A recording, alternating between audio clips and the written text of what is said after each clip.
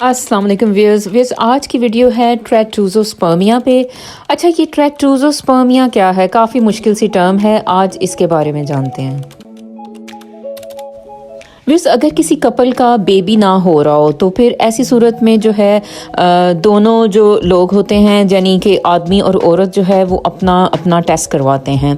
इसमें आदमियों के जो सीमन का जो टेस्ट किया जाता है, बाज़ औक़ात उसमें कुछ जो है वो ख़राबियाँ नज़र आती हैं, जिसमें कि एक जो है जुमला या एक सेंटेंस जो है वो बहुत ही कॉमन लिखा होता है। वो ये होता है कि जो स्पर्म की जो मॉर्फोलॉजी है वो नॉर्मल नहीं है।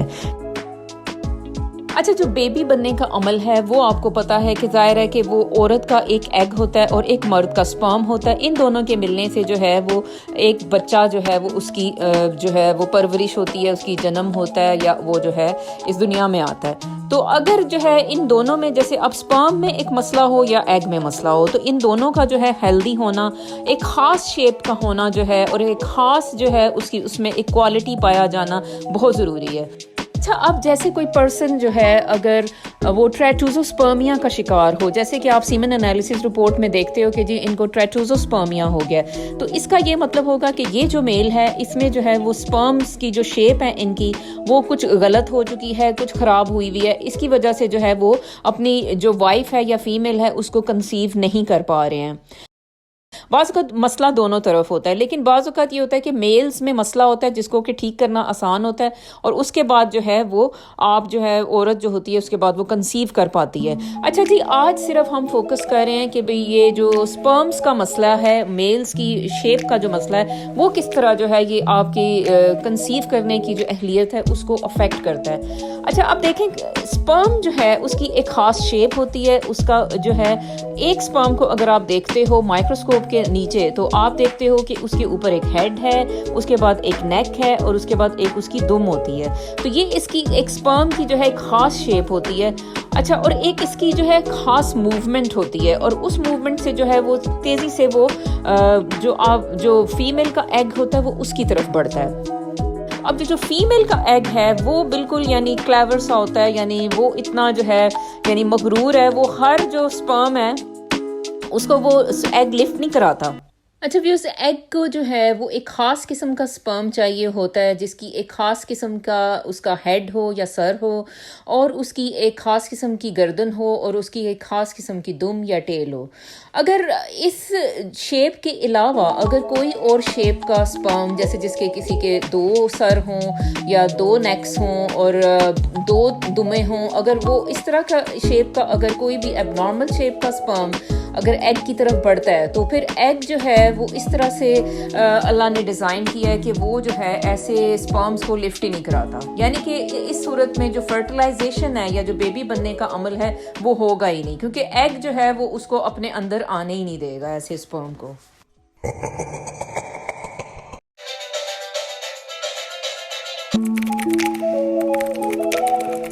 अच्छा जी, ट्रैटूज़ोस्पर्मिया की वजूहात जो हैं वो नंबर 1 इसकी वजह ये होती है कि अगर किसी मेल में इन्फेक्शन हुई हुई है, जैसे कि फॉर एग्जांपल किसी में, वैसे तो कोई भी इन्फेक्शन किसी को किसी वजह से भी हो सकती है, कोई बैक्टीरियल इन्फेक्शन वजह हो सकती है, लेकिन ये होता है कि बाज़ औक़ात आपके अंदर जो है वो सेक्शुअली ट्रांसमिटेड इन्फेक्शंस होते हैं। उसकी वजह से जैसे आप शादी से पहले कुछ लोगों के जो है मल्टीपल पार्टनर्स होते हैं, तो उसके बाद जब वो शादी करते हैं तो फिर वो ज़ाहिर है कि वो इन्फेक्शन जो उन्होंने किसी पहले पार्टनर से लिया हुआ है बाज़ औक़ात, तो वो जो है वो अभी तक मौजूद होता है। तो उसकी वजह से जो है वो स्पर्म्स की मॉर्फोलॉजी जो है वो ख़राब हुई होती है। एक तो ये वजह है, लेकिन ज़रूरी नहीं कि ऑलवेज़ यही वजह हो।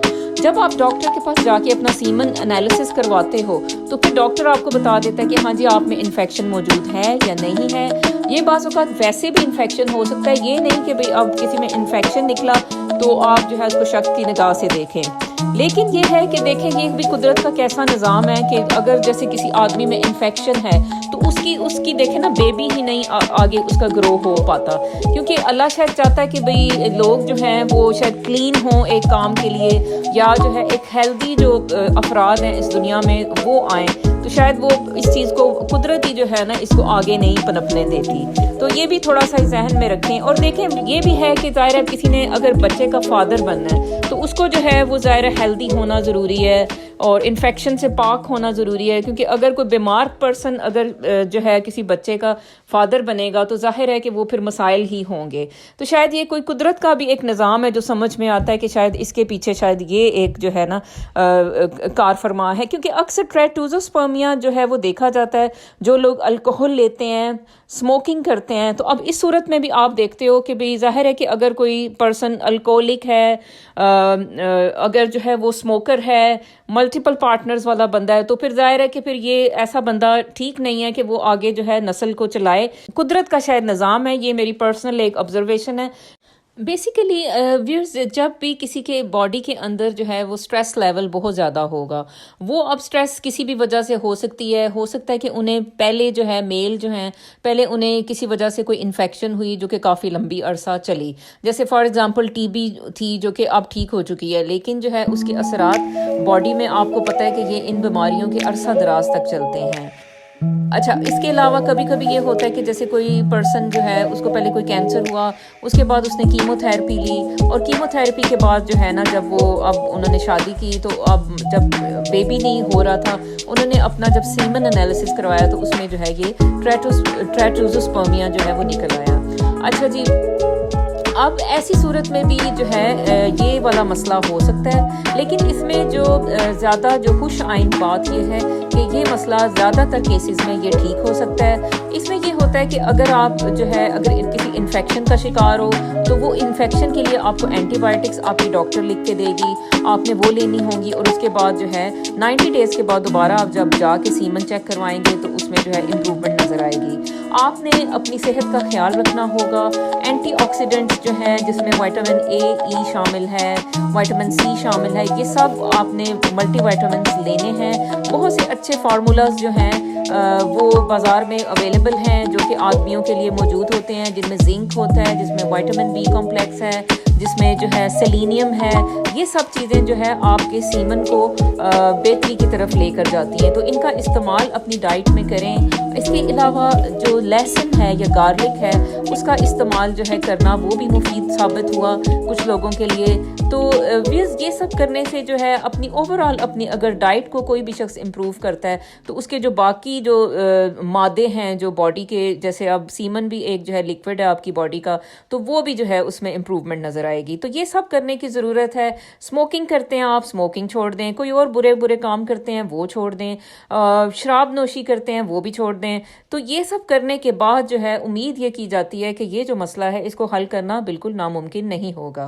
Okay viewers, thanks for watching this video. इस वीडियो को यहीं पे इख्तिताम करते हैं। कोई आपके सवाल हो तो मैं उन्हें जो है वो बखुशी उनका जवाब देना चाहूँगी। ओके व्यूअर्स, अल्लाह हाफिज़।